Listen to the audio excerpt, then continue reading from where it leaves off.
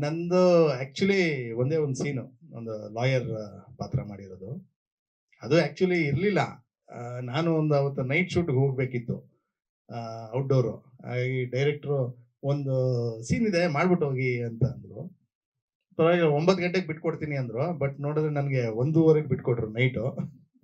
ನಾನು ಅಲ್ಲಿಂದ ನೈಟು ಇನ್ನೊಂದು ಶೂಟ್‌ಗೆ ಹೋಗಿ ಬೆಳಗ್ಗೆ ಜಾಯಿನ್ ಆಗ್ಬೇಕಿತ್ತು.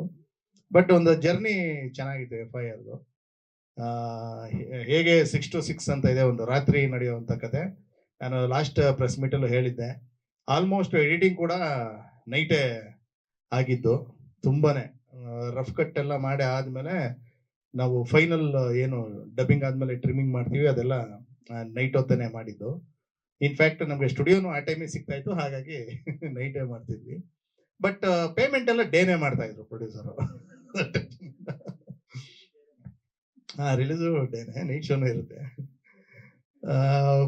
ಈ ಇದರಲ್ಲಿ ಏನಂದ್ರೆ ಟಾಕಿ ಒಂದಷ್ಟು ಪೋರ್ಷನ್ ಅಂದ್ರೆ ಆಕ್ಷನ್ ಪೋರ್ಷನ್ಸೇ ಜಾಸ್ತಿ ಈ ಸಿನಿಮಾದಲ್ಲಿ. ಅಂದ್ರೆ ಒಂದು ಥ್ರಿಲ್ ಆಗಿ ಹೋಗುತ್ತೆ, ಒಂದು ಫಾಸ್ಟ್ ಗೋಯಿಂಗ್ ಇರಬೇಕು, ಎಲ್ಲೂ ನಮ್ಗೆ ಒಂದು ಲ್ಯಾಗ್ ಅನ್ನೋ ಫೀಲ್ ಇರಬಾರ್ದು. ಆ ಟೆನ್ಷನ್ ಕ್ರಿಯೇಟ್ ಮಾಡಬೇಕು.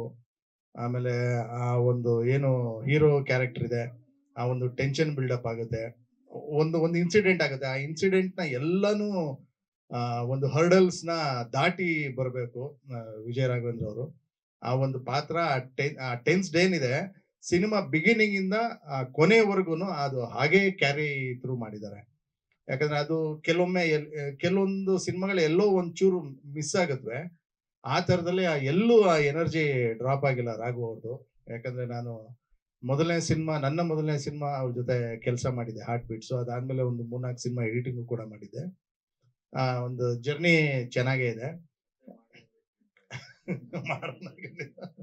ಪ್ರೊಡ್ಯೂಸರ್ ಸಿಗ್ತಾರಲ್ಲ, ಅದೊಂದೇ ಸಮಸ್ಯೆ. ಸಬ್ಜೆಕ್ಟ್ ರೆಡಿ ಇದೆ. ಆಕ್ಚುಲಿ ಒಂದ್ಸರಿ ಮಾತು ಕೂಡ ಆಡಿದ್ವಿ. ಬಟ್ ಇನ್ಫ್ಯಾಕ್ಟ್ ಆ ಪ್ರೊಡ್ಯೂಸರ್ದು ಯಾವುದೋ ಒಂದು ರೇಡ್ ಆಗ್ಬಿಡ್ತು. ಹಾಗಾಗಿ ಅದು ನನಗೆ ಗೊತ್ತಿಲ್ವಲ್ಲ ಅದು ರೇಡ್ ಆಗೋ ಪ್ರೊಡ್ಯೂಸರ್ ಅಂದ್ಬಿಟ್ಟು. ಹಾಗಾಗಿ ಅದಕ್ಕೆ ಡ್ರಾಪ್ ಆಗೋಗಿತ್ತು. ಆಕ್ಚುಲಿ ಬಂದು ಮಾತು ಎಲ್ಲ ಆಗಿತ್ತು. Thriller subject, comedy thriller, dark comedy ತರ ಚೆನ್ನಾಗಿತ್ತು ಮಜಾಗೆ. ಈ ವರ್ಷ ಮಾಡ್ಬೇಕು, ತುಂಬಾ ಜನ ಕೇಳ್ತಾ ಇದ್ದಾರೆ. ಈ ವರ್ಷ ಒಂದು ಮಾಡಿ, ತುಂಬಾ ಗ್ಯಾಪ್ ಆಯ್ತು ನಂದು ಕೂಡ ಡೈರೆಕ್ಷನ್. ಮಾಡೋಣ ಅಂತ ಈ ವರ್ಷ ಮಾಡ್ಲೇಬೇಕು ಅಂತ ಡಿಸೈಡ್ ಮಾಡಿದ್ದೀನಿ.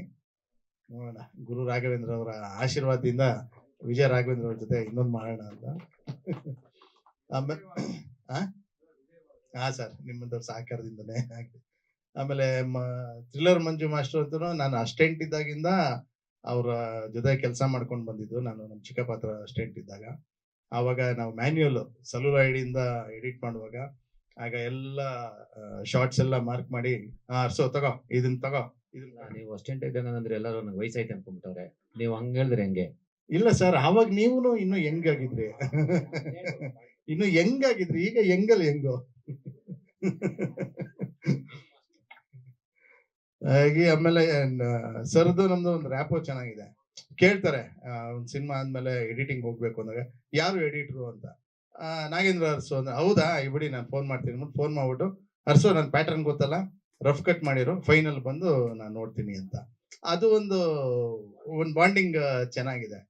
ಹಾಗಾಗಿ ಎಲ್ಲ ಫೈಟ್ ಕಟ್ ಮಾಡಿದ್ರೆ ಬಂದು ನೋಡ್ಬಿಟ್ಟು ಕರೆಕ್ಷನ್ಸ್ ಮಾಡಿ ಈಸಿಯಾಗಿ ಆರಾಮಾಗಿ ಹ್ಯಾಪಿಯಾಗಿ ಹೋಗ್ತಾರೆ. ಈ ರೀತಿ ಎಲ್ಲಾನು ಪ್ರತಿಯೊಂದು ಈ ಚಿತ್ರದಲ್ಲಿ